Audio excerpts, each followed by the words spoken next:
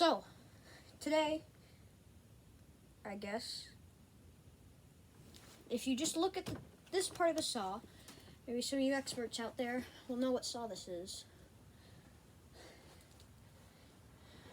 For the big reveal, this is a 1979 or very late 70s, early 80s, somewhere around there, but I believe it's a 1979 Homelite Super Easy Automatic, which is pretty cool. It says Homelite. So I picked up this saw, not me, my father. He went to pick it up from the guy, and he told me what the guy said. So the guy said this was his uncle's saw, and he took really good care of his stuff. He maintained it. He did a good job of that. But he got too old to do that stuff, so this just sat, like pretty much every piece of equipment out there, and it ended up here. So let me show you. It came in this case, which is pretty cool. But it came in that case. In the case, there was also a spare chain. This weird chain filer thing, something to sharpen the chain. This weird thing, probably something else for the chain. I think it like goes there or something, because it seems to fit well right there. I don't know, but and then another thing, a grease gun, most likely for the tip, because you don't really grease other things on chainsaws besides the tip of the bar, or that little spindle sprocket thing or whatever spins around. So I pulled it out. It looked really well. It didn't look well. It looked really good. The pull rope was kind of hanging out, like pretty far out, and I tried to pull on it, and I couldn't. But I figured it's the recoil, because the recoil was extremely dirty. The rope was all greasy. I actually have the old rope right here. But it was so greasy and sticky. Might be hard to see. But that's what it looked like. It was pretty bad. So I checked the air filter. I want to do it again. This part of the air filter always gets stuck, the nut on it. There it goes. And I don't even tighten it that much. All right, take this off.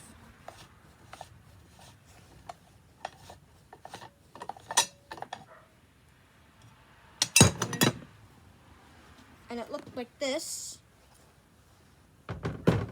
Pulled the air filter off, and inside looks like this.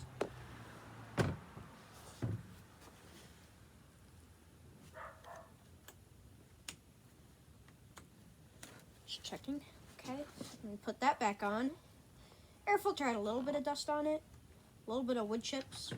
Not really dust, but it looked pretty good. Chainsaws aren't usually used much unless you're like somebody who works with wood and tree stuff, but if you're just a regular homeowner,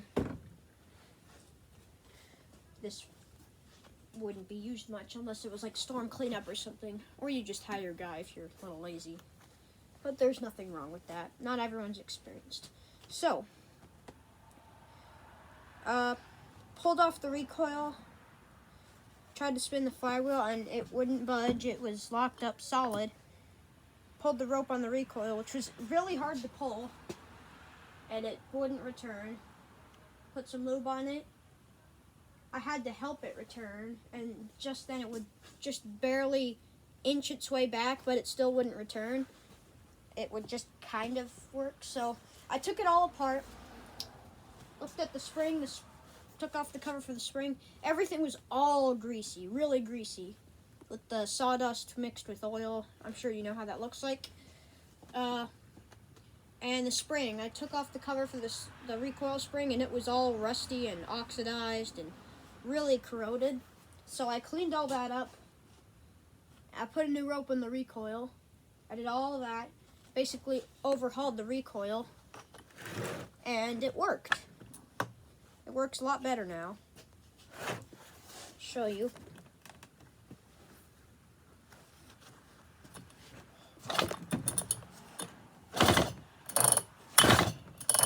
It works. I had a spare starter rope, but it was way too big. So I had to use this random rope that I found. It's already starting to fray a bit, but it'll work for the meantime. I'll replace it with something else eventually when this one breaks. So now that the recoil was done, I had to work on the engine. Pulled out the spark plug, which was hard to do, but I got it. Oh, I forgot to mention, it came with this tool also, so that's what I used. Pulled out the spark plug. It wasn't rusty, which was good. It was just very carbony or carbonated or whatever you say.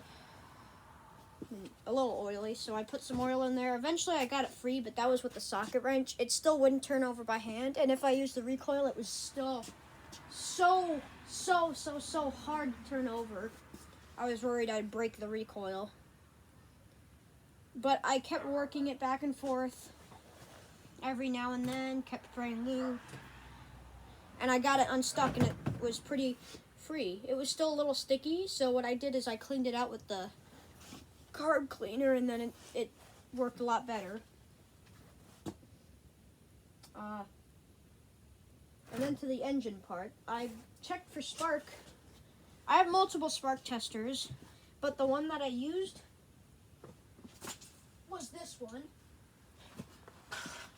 Why am I saying that? Who would care? But the reason I'm saying that is because what was funny was I hooked up the spark checker, and this part was touching the metal kill switch.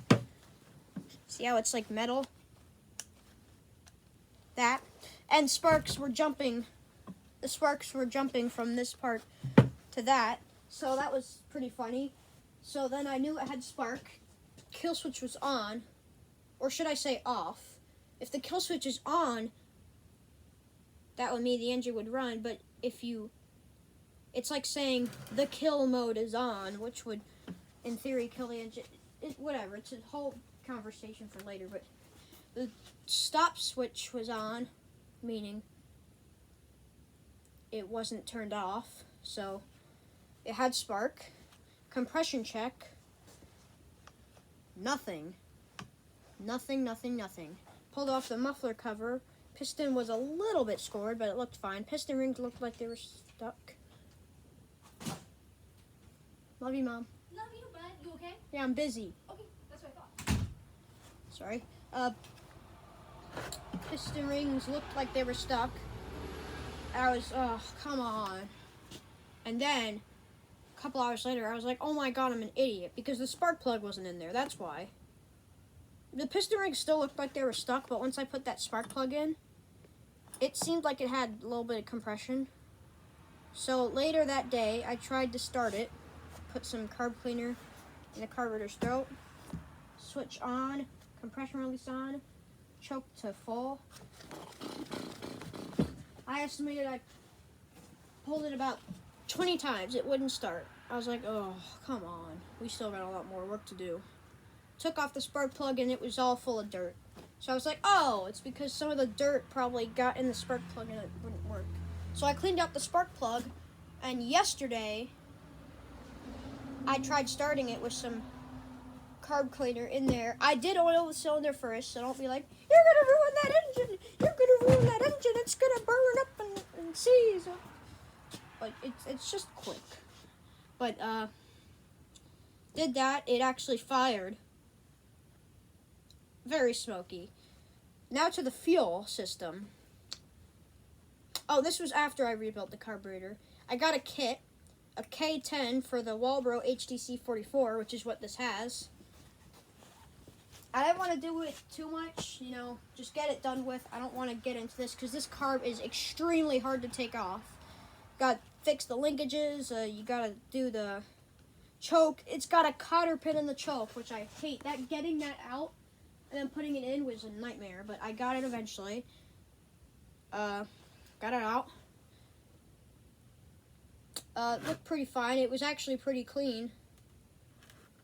The fuel line, forgot to mention that. The fuel line was nice and pliable. I actually pulled off the recoil cover and looked at how the fuel line routed and did all that to here. And when I went to pull on it, to pull it off the carb, it just pulled through that little hole that it goes through. I was like, oh, did it break? So I took off the recoil cover, looked at all that, and it was super pliable. Like, I could have probably reused it. However, the part on the carburetor was stuck on there, so I cut it. Plus, I'd rather have a new one on it anyways. There's a little grommet for the fuel line there. I'm reusing that. Only time will tell when it'll fail. I cleaned out the tank. Wasn't too bad. The fuel was green. Yeah, you heard me. Green with oil. You know why? This saw the fuel mixture 16-to-1, which is extremely heavy on oil. Extremely heavy. Most two-stroke equipment these days run on 50-to-1 or 40-to-1, but mostly 50-to-1, which is 50 parts of gas, 1 part of oil. So it could be anything. 50 gallons of gas, then you'd add 1 gallon of oil. 50 liters of gas, add 1 liter of oil. But this is 16 things of gas and then 1 thing of oil. That's a lot of oil. I know it doesn't seem like a lot, but it is for these kinds of things. And this is older than that steel 08 over there, which is still awaiting the oil seals. It has them. We just need the tool to take off the flywheel because I didn't post it on YouTube, but I had a video. Let's cold start it and adjust the carburetor because it seems like it's running really rich. All right, good. Release the throttle lock. It dies. Pull on it. Starts. Release the throttle lock. Dies. Turn up the idle. Still dies. Turn up the idle all the way to the max. Still dies. Adjust the low speed. Dies. Fully bring out the screw to low speed. Dies. Put it to the manufacturer's spec. Still dies. Rev it up to full throttle. Runs good. Release the throttle. It dies. Looked at the service manual. If the engine is impossible to get idling, that means the crank seals are bad. So I was like, oh my god. I don't want to replace the crank seals. I don't like doing that. I have them. It came in a gasket kit, but I don't like doing it.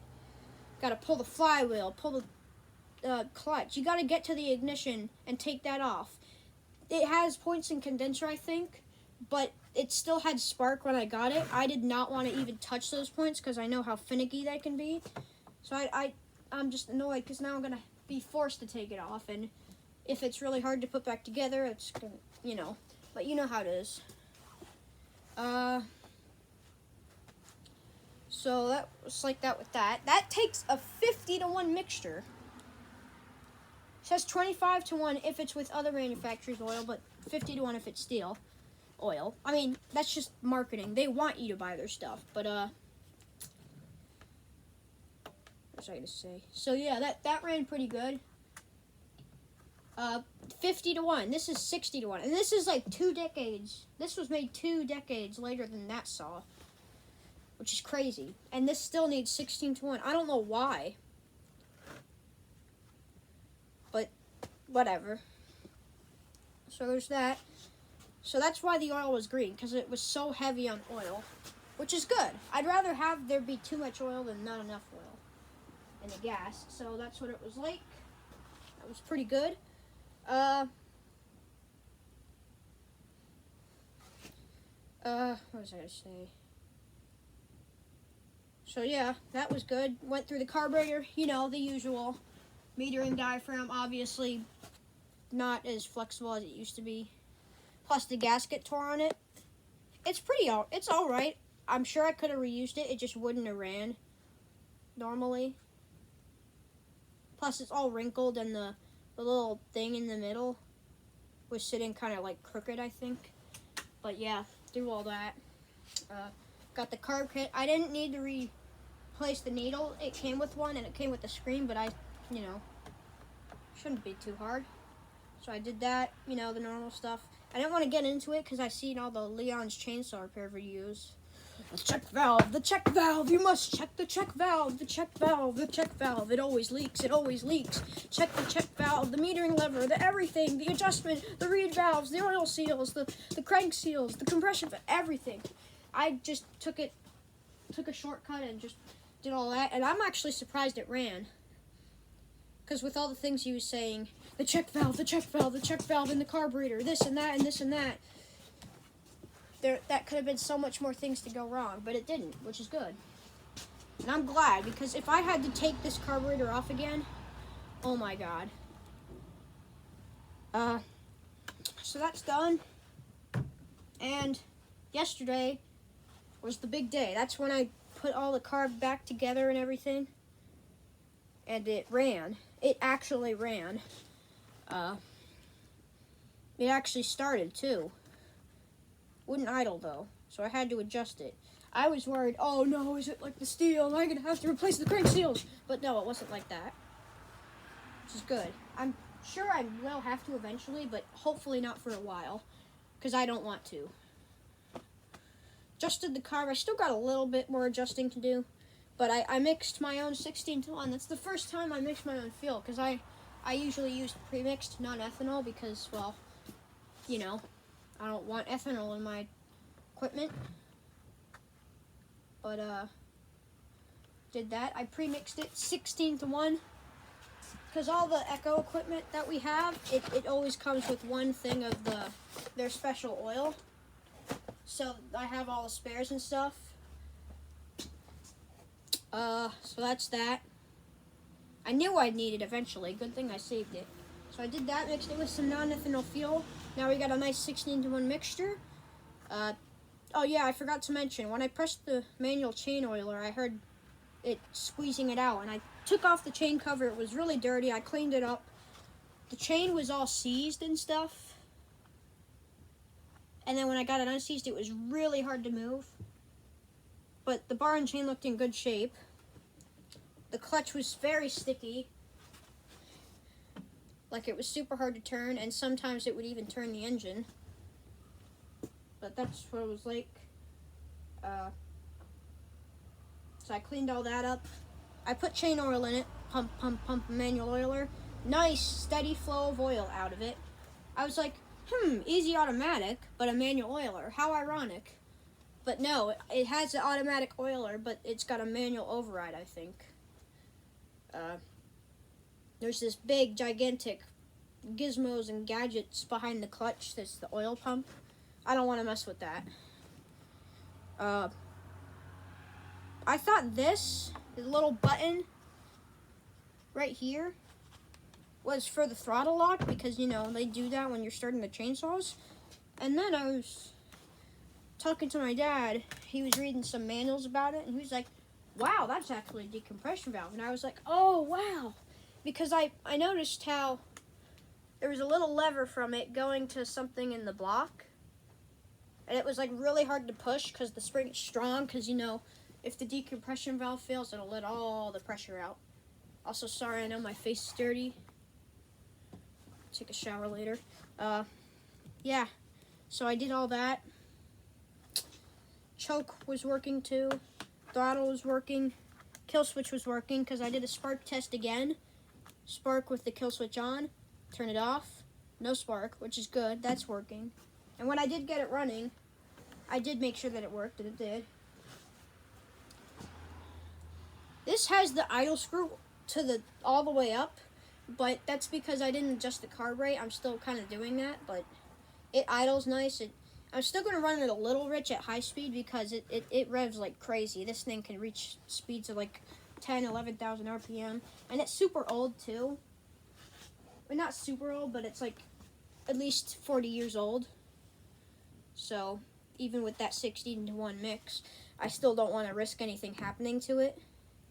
Because this saw is a lot harder to take apart than the steel. It's like the spark plug is right here, which is hard to get out. You'd have to take apart everything just to get to the piston and cylinder. Unlike the steel, pop off the cover, pop off the recoil, unscrew it, bam, the cylinder's off. It's that simple.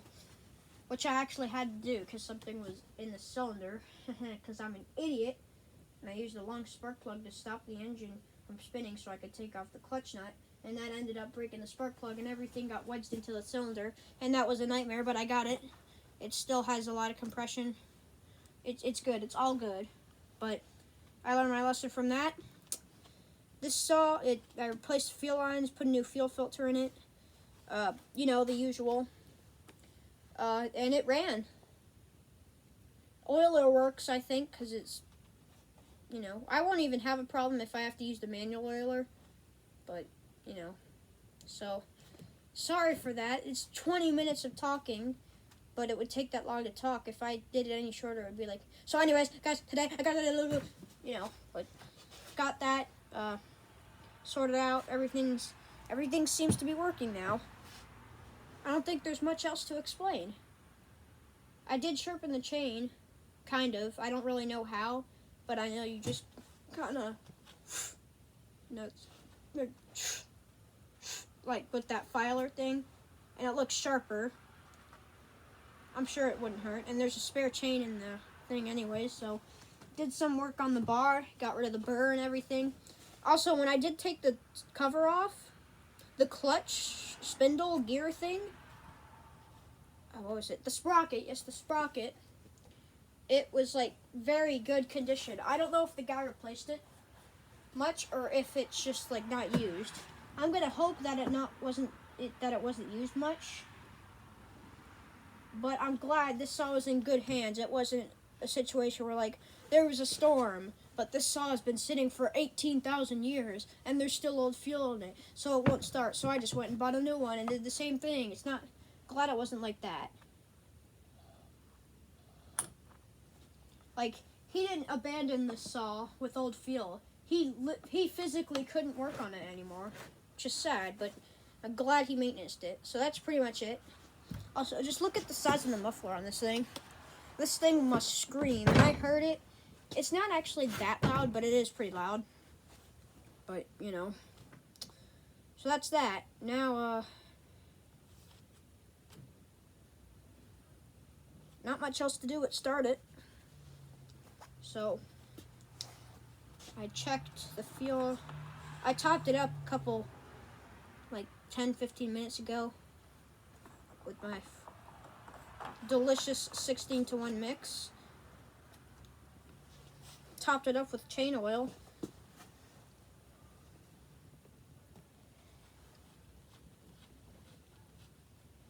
And there's lots of chain oil in there.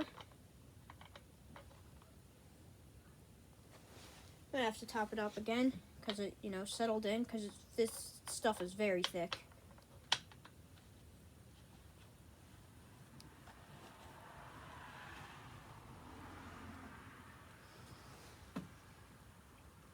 All right.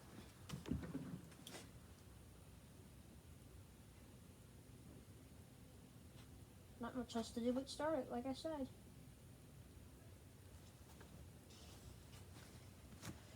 My hearing protection on because, well, I wonder why.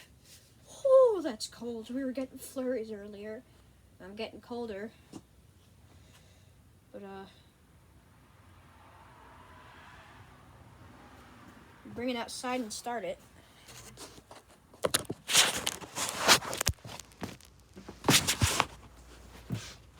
All right.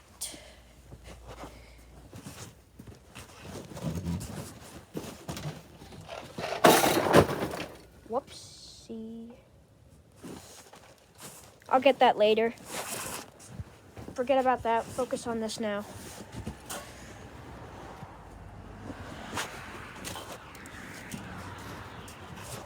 Yeah, we're still getting some flurries.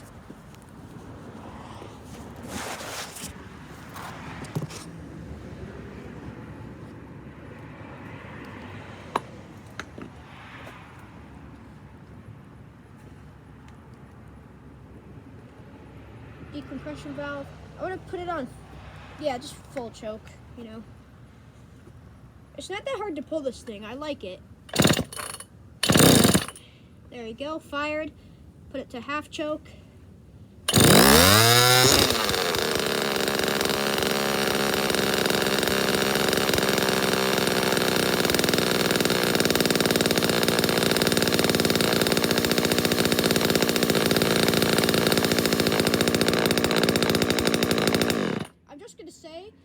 guess it's woken up from before because it was not idling this high before.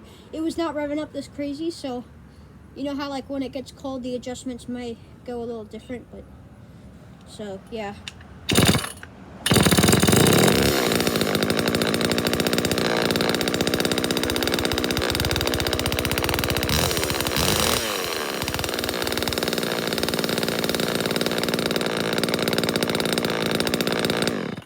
And adjust it, but that's cool, right?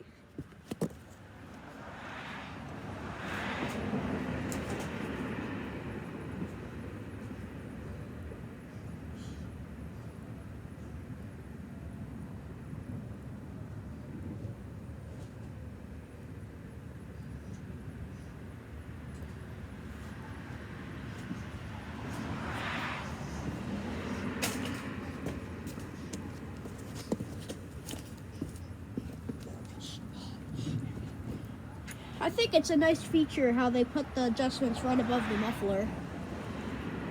I'm gonna reset it.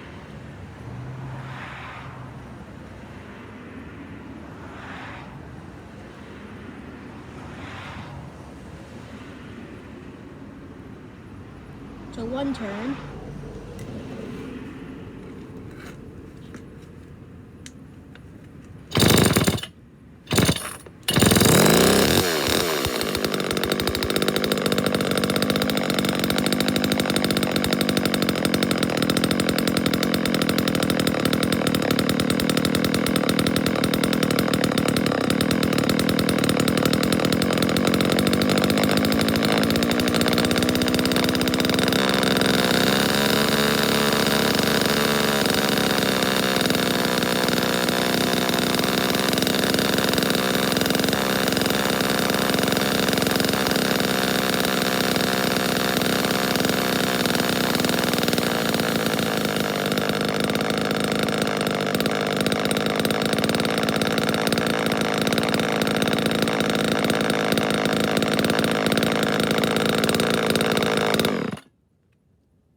Second.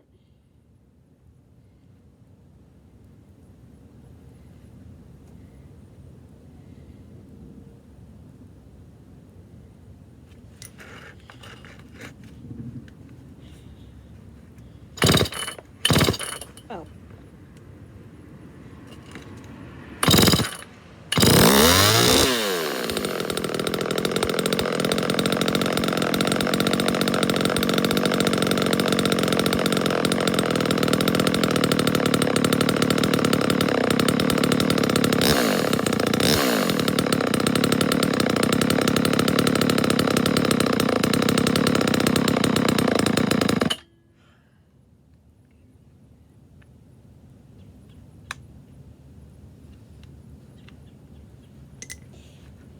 Oh, finicky.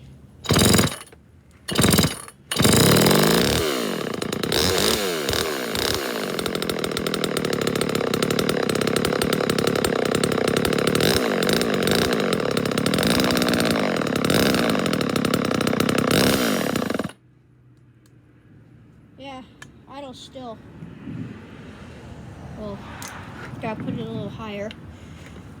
But it's old.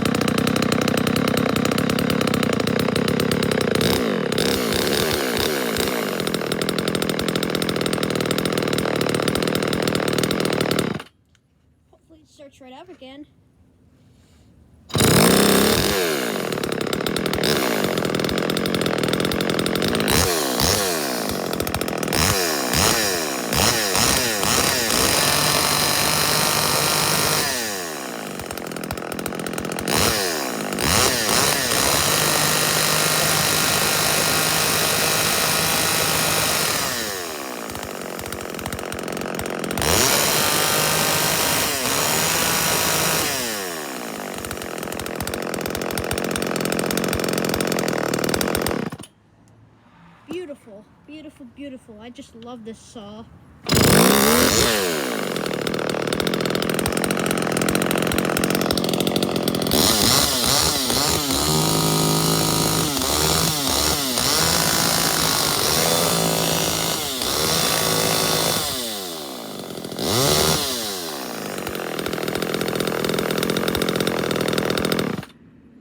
Perfect.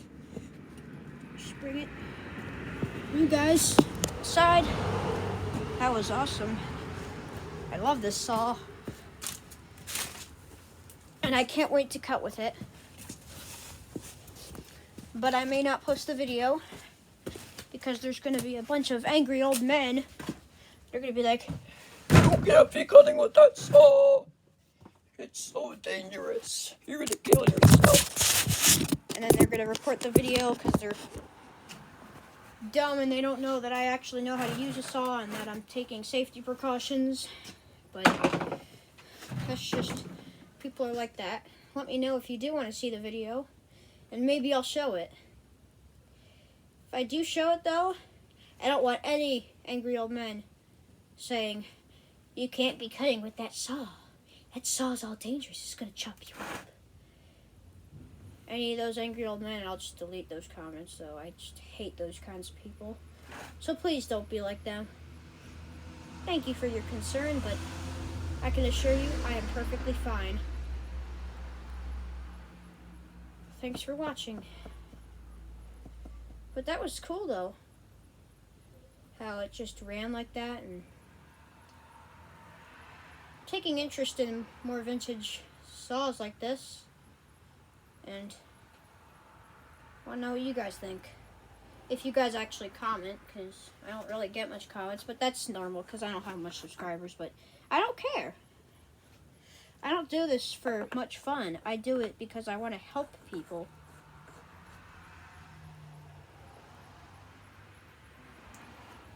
I don't know if you guys know this, but it's a little personal, but I doubt you guys are going to hear this because if you're just skipping through the whole video or just not watching at all, but my sister, when she was 9, I think, around 2018, 2019, I don't really remember much, but she had a brain tumor. She had cancer. It's a form of cancer. And that was really stressful. It was very traumatizing. I was at a young age. I didn't understand it much, but it was pretty bad.